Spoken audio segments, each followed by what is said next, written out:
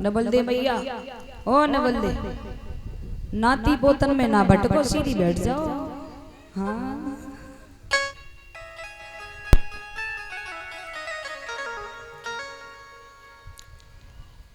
एक महात्मा जी थे, परीक्षित जी, सुन रहे हो? कहाँ हो? नहीं हो? अच्छा। एक महात्मा जी एक गांव में भिक्षा करने गए। एक दरवाजे पर जाकर कुंडी खटखटाई, आवाज लगाई, माता भिक्षाम देही। उस घर से एक नई बहू भिक्षा लेकर निकली। महात्मा जी को भिक्षा दी। उसके बाद बहू कहने लगी, बाबा जी इतनी जल्दी क्या थी आपको? इतनी जल्दी क्या थी आपको? महात्मा जी कहने लगे, देवी डर लग रहा था। महात्मा जी ने क्या कहा? देवी डर लग रहा था। अब ये बातें उस बहू का ससुर सुन रहा है कमरे से। महात्मा जी बोले, देवी शादी हो गई? बोले हाँ। पतिदेव होंगे? बोले हाँ। सासू माँ होगी? बोले हाँ। ससुर जी होंगे? बोले हाँ। बोले देवी आपकी उम्र क्या है? बहू की वैसी उम्र थी 20-21 साल की। महात्मा जी ने पूछा कि देवी आपकी उम्र क्या है? तो बहू ने कहा कि बाबा जी मेरी उम्र सिर्फ 5 वर्ष की है। कितनी है? 5 वर्ष की। देवी पतिदेव की उम्र क्या है? बोले ज्यादा नहीं है। बोले फिर? ज्यादा नहीं है, 4 वर्ष की है। बोले सासू माँ की उम्र क्या है? बोले ज्यादा नहीं है, 2 वर्ष की है। बोले ससुर जी होंगे? बोले हाँ। उम्र क्या है? बोले पैदा नहीं हुए हैं अभी। बोले पैदा नहीं हुए हैं। अभी वो ससुर, उस बहू का ससुर सुन रहा है, उससे बड़ी गुस्सा आ रही है। हमारी जबान बहू जबान महात्मा से कैसी बात कर रही है? क्योंकि वो ससुर जो है वो तो अपनी सांसारिक बुद्धि चला रहा है। अच्छा कोई बात नहीं देवी, मैं चलता हूँ। महात्मा जी चले गए। ससुर को बड़ा गुस्सा आया। ससुर ने क्या किया? सुबह होते ही उस बहू के मायके वालों को बुला लिया, पंचायत लगवाई अपने यहाँ। तुम्हारी बेटी जबान महात्मा से क्या क्या बातें कर रही थी, पूछिए आप इसे, कौन था वो इसका?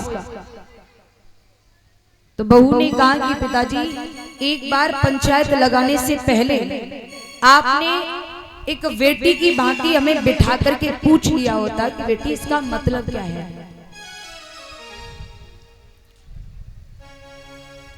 ससुर कहने लगा, ये बता तूने उस महात्मा से कहा कितनी जल्दी क्या है? तो बोला डर लग रहा था। वो कौन था तेरा जो ऐसी बातें कर रही थी तू? बहू ने बड़े सरल स्वभाव से जवाब दिया, पिताजी आप अपनी सांसारिक बुद्धि लगा रहे हैं। सांसारिक बुद्धि से सोच रहे हैं। मैंने ये कहा कि आपको इतनी जल्दी क्या थी, इसका मतलब ये है उन बाबा जी की उम्र 21-22 साल की थी। भला 21-22 साल में कौन छोरा महात्मा बने वो? तो हमने कही इतनी जल्दी कहा थी बाबा जी बनने की। तो उन्होंने कहा डर लग रहा था। इसका मतलब है उनका भाव था इस संसार की प्रपंच से, इस माया से डर लग रहा था। अगर मैं इसमें फंस गया तो भगवान का भजन नहीं कर पाऊंगा। इसलिए मैंने, महात्मा का भाव था कि मैंने फंसने से पहले ही मैं उसके रंग में रंग गया। महात्मा ने हमसे कहा कि तुम्हारी उम्र क्या है?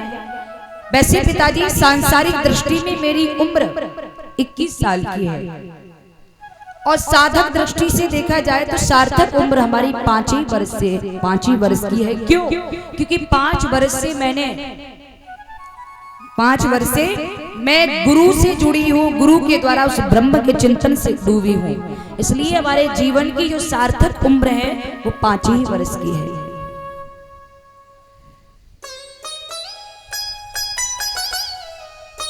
पति की उम्र हमने 4 वर्ष की बताई थी, इसका मतलब यह है वैसे तो पति की उम्र 24-25 साल की है, लेकिन साधक दृष्टि से वो 4 ही साल से सत्संग से जुड़े हैं प्रभु से, इसलिए उनके जीवन की सार्थक उम्र जो है वो 4 ही वर्ष की है। ऐसे ही हमारी सासू माँ भी 2 साल से सत्संग से जुड़ी हैं, इसलिए सार्थक उम्र उनकी भी 2 ही वर्ष है। और पिताजी मैंने कहा आप पैदा नहीं हुए, इसका मतलब यह है कि आपने अभी किसी संत का समागम नहीं लिया है, आपके जीवन में अभी किसी गुरु का साया नहीं आ पाया है, इसलिए सच में सांसारिक दृष्टि से तो आपकी उम्र 40-45 साल की हो गई है, लेकिन साधक दृष्टि से आप अभी पैदा भी नहीं हो पाए हो। क्योंकि प्यारे प्रत्येक व्यक्ति का जीवन 3 बार होता है, जन्म 3 बार होता है, हर मानव का जन्म 3 बार होता है। पहला पिता से माँ के पेट में, प्यारे पहला पिता से माँ के पेट में, दूसरा माँ के पेट से दुनिया में, और तीसरा गुरु से, तीसरा गुरु के द्वारा हमारा जन्म होता है। लेकिन सार्थक जन्म जो है वो सच में गुरु के द्वारा दिया हुआ है। सत्य असत्य की पहचान हमें कराई है, सच क्या है संसार में।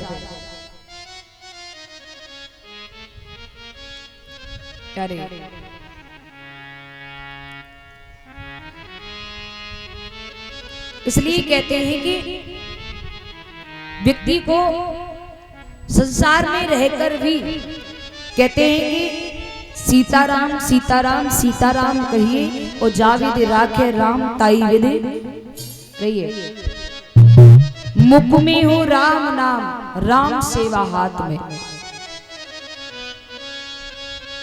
और तू नहीं अकेला प्यारे राम तेरे साथ में।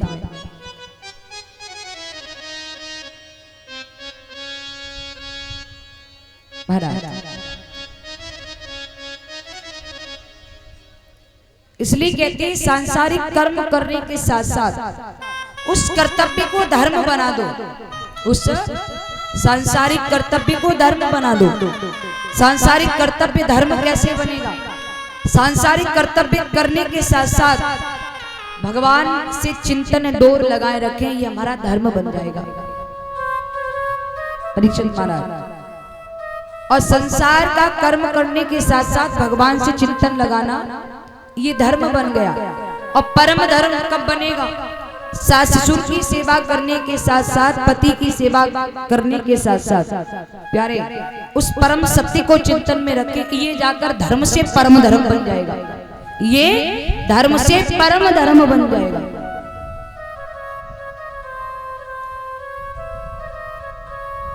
महाराज तो